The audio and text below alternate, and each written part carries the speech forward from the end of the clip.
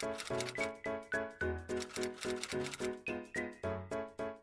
everybody, my name is Elena. Welcome back to my YouTube channel. Today, for this video, I thought that I would make a little how I annotate video, kind of also incorporate some tips for new beginners that want to annotate but kind of don't know where to start, because I know that can be overwhelming because I went through that and I didn't know what to do, and I didn't know where to start, what to look for, what to use. So if you're in that kind of situation, you can come to this video and you can see what I personally did and then decide what you want to do. Or if you want to do it at all. Maybe you're just interested in how I annotate. I doubt it, but regardless, it's here for your enjoyment. I made a plan about how I was going to film this video, and I literally did not bring my notebook, and it's right there and I'm too lazy to go get it. I'm gonna go get it. I got it. So firstly, why do I annotate? I am someone who loves going back to books and loves going back to scenes of books. Like randomly throughout the day, I will think of a certain scene from a certain book and immediately I will want to reread that scene. Or if it's a book that I adore, like Addicted to Calloway or Like Us by Kristen Becker-Ritchie, I constantly go back to those books and I want to be able to immediately like go to certain scenes or to certain like character arcs or moments in the books. And that is the main reason why I annotate, because I just love it. I love that I can immediately go where I want to and jump in the story, and it feels like rereading the book without actually rereading all of the book. Second reason why I annotate, I review books and I talk about books a lot, and this is in no way my job. It's just a hobby. It's something that I like doing.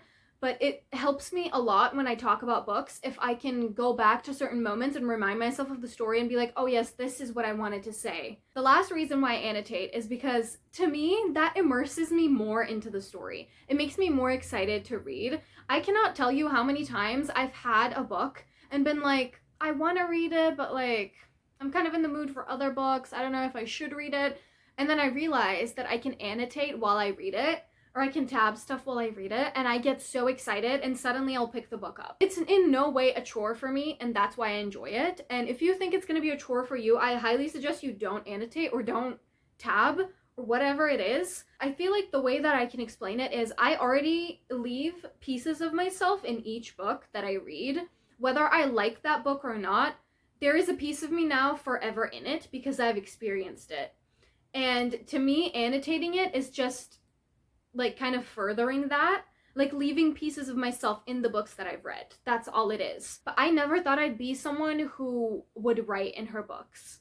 I used to be like military about not like damaging them, not doing anything, and I'm still really careful with my books because I love them, but I'm no longer scared to like write in them, highlight, draw, whatever, because I'm expressing myself, and it's just, I've changed is what I'm trying to say. So if you're scared, you can start off the way I started off, and then if you're happy with that, great.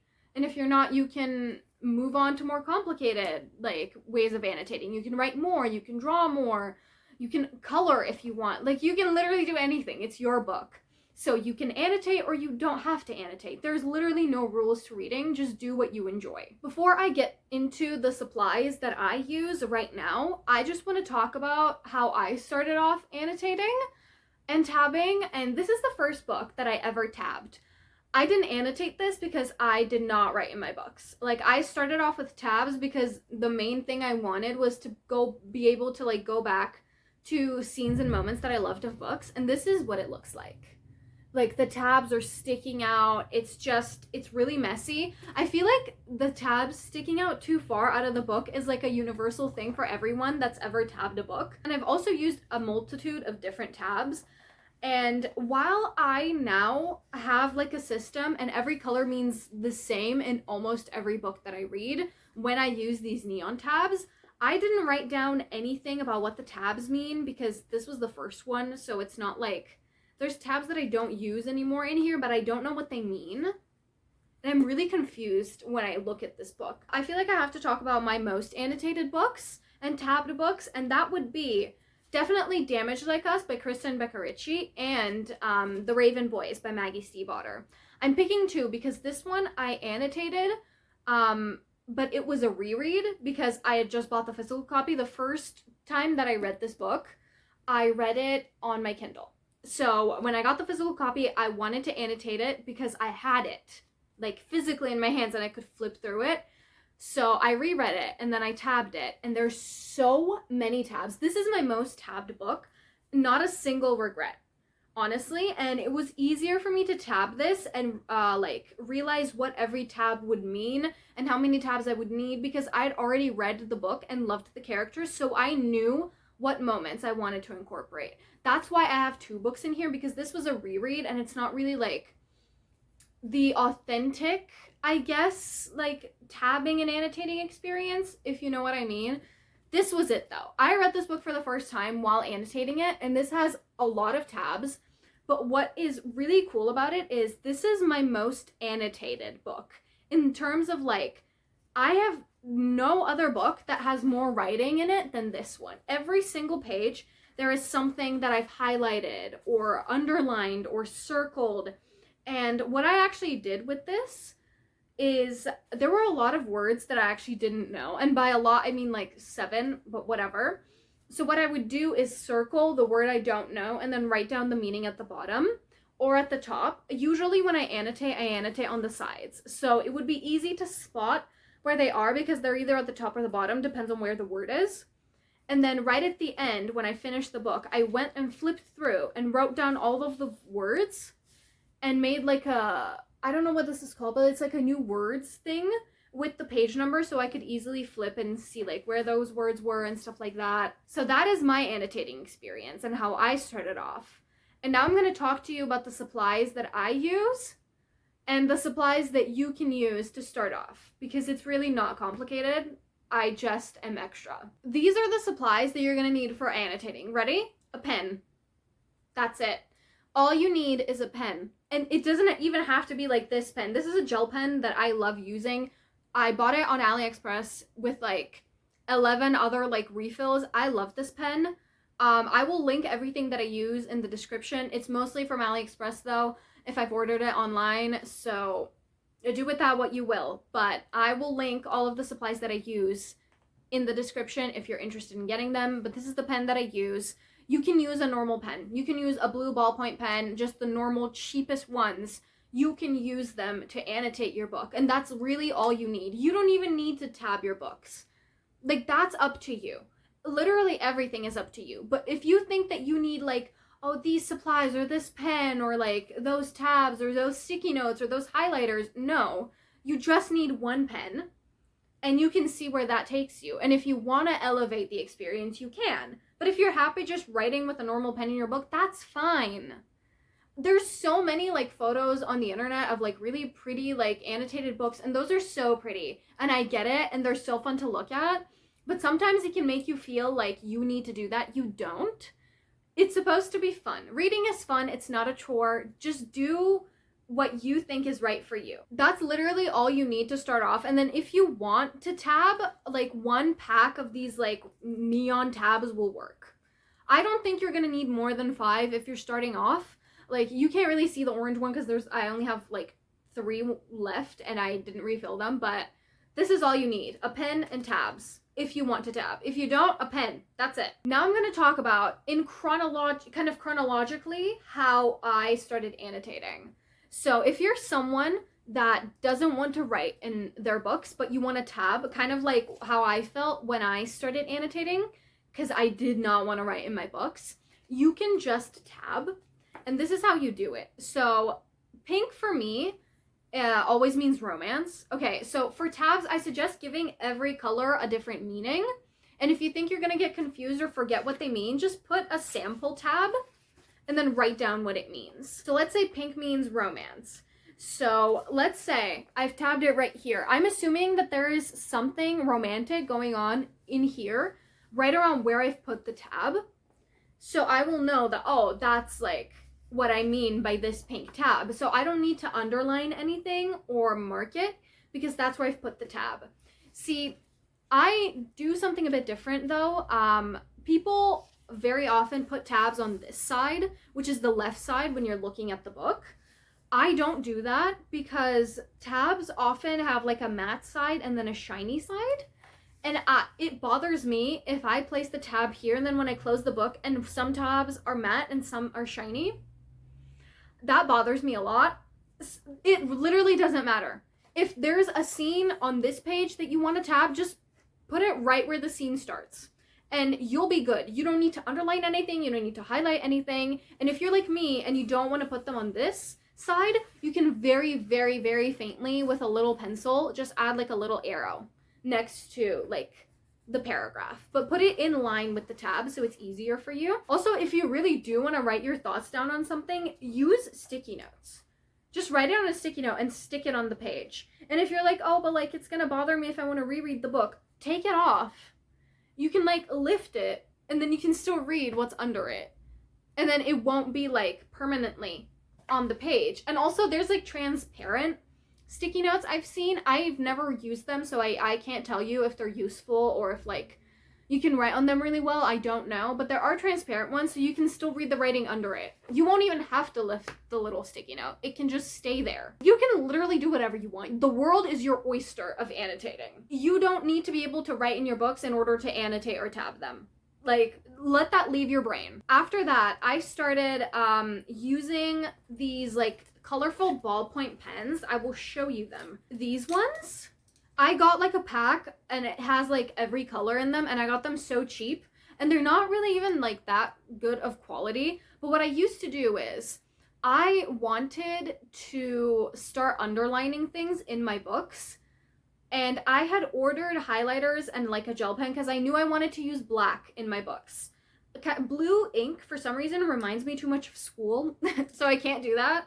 But while I was waiting for that to arrive, I was using these and I would match the color to the book. So let's say I was doing Damaged Like Us, I would use the green one, right? I'd pick the green one because it matches the cover.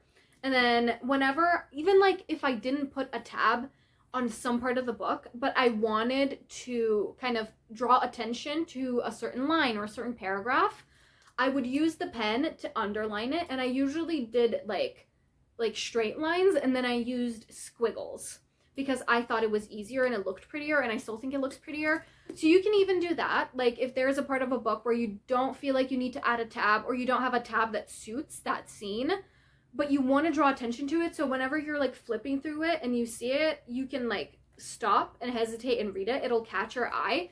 That's like a really easy way to do it. Just use like a random colored pen in it and you don't have to match it to the cover, but I think it's fun. And then I fully started like highlighting in my books. So I can't tell you what exactly I highlight. It just comes to me. You can literally highlight anything you want, but usually I will highlight throughout the whole book. There doesn't need to be a tab for me to highlight something. I see a cute scene, I'll highlight it. I'll see like a really good quote, I'll highlight it or I'll circle it with my little gel pen. I match my highlighters to the book. So like this one's green, so I used a green highlighter. You also don't have to do that. You can literally use one random highlighter for any book ever. I just like to match them and color code them, so I do. And I also use pastel ones because I think it looks prettier and also it doesn't bleed through the pages as much because the neon ones are really inky. And then I fully started also writing in my books, which you also saw from the Raven Boys. And now what stuff do I write down?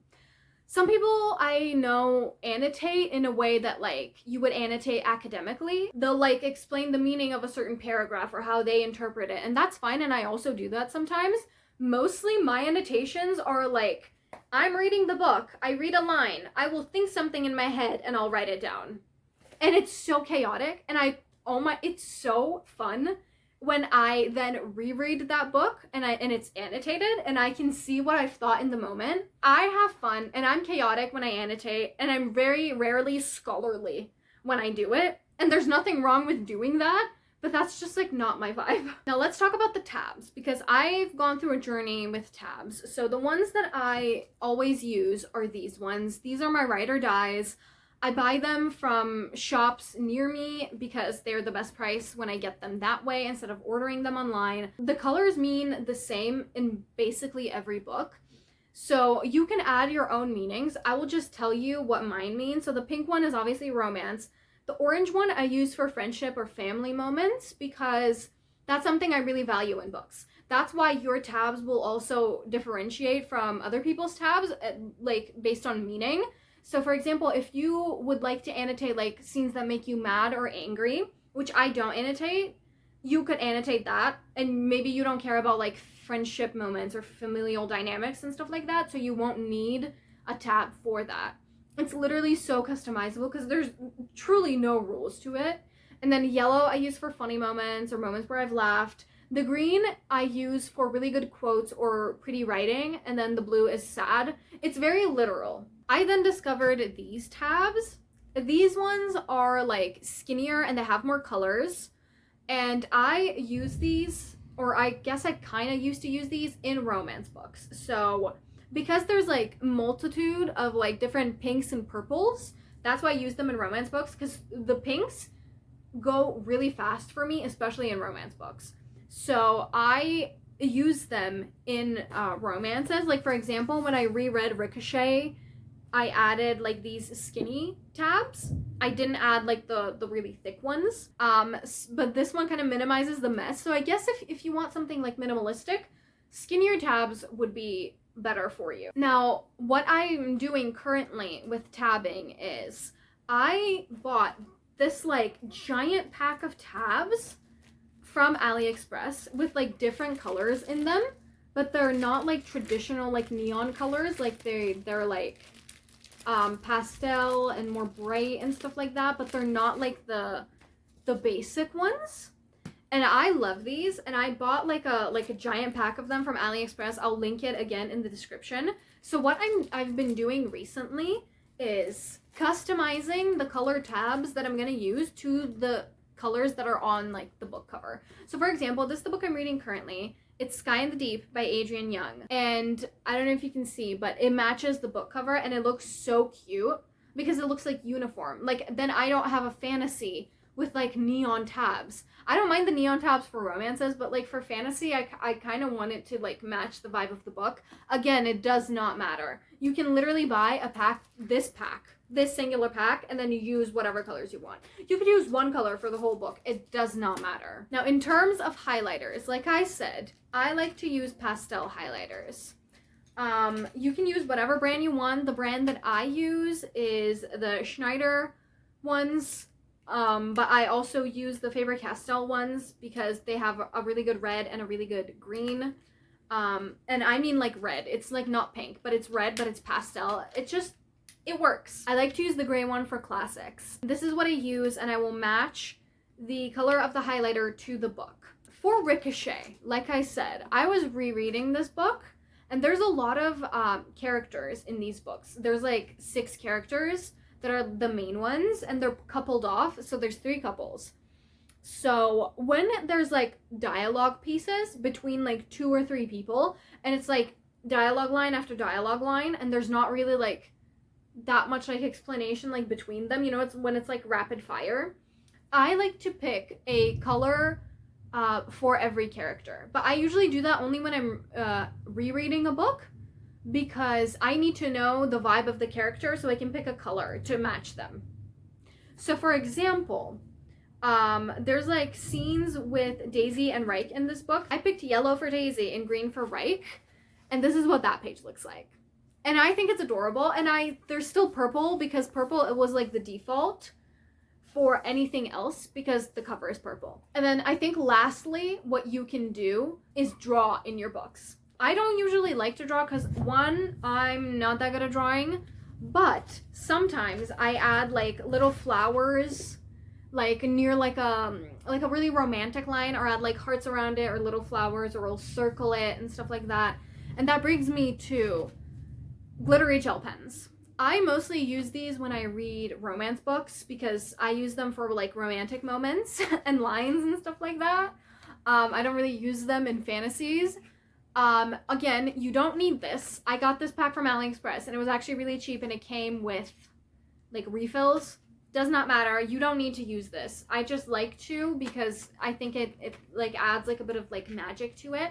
I don't know. When there's like a cute line, I'll circle it with my glittery gel pen and then it's like it's glittery. Like it just looks so cute, you know? So what I'm trying to say is you can literally do whatever you want, but if you don't know where to start, just get like a pack of tabs if you don't want to write in your books, and then decide what every tab means and then use them in your book and see how you feel. Or if you don't want a tab but you want to annotate, just get yourself a random pen and just start. That's it. That's all you need. And then you'll find your footing as you go. And I know that sounds like not very helpful, but that's like, it's the truth. And there's really no wrong way to do it. And don't be scared to make mistakes when you annotate, because I used to be scared and then I'd get stressed when I messed up. Now I laugh whenever I misspell like a word while I'm annotating, and then I'll make fun of myself in the book. It's fun. Now I even find the mistakes fun. It's a whole like character development journey that you need to go on. And really that is all that I have to say for this video. I hope you found it helpful. I hope everything I was saying made sense, and I hope I've inspired at least one of you to start annotating or tabbing your books. And if not, that's fine too. Honestly, you can do whatever you want, and there's no right or wrong way to annotate. Whatever works for you is the right way. So just go ahead and do it if you would like. Just don't think too much about it. Don't stress yourself out. Reading is supposed to be fun, and it's not a competition, and it's just enjoy yourself is what I'm trying to say. Thank you so much for watching. Like, comment, subscribe if you would like, and I will see you in my next video. Bye-bye.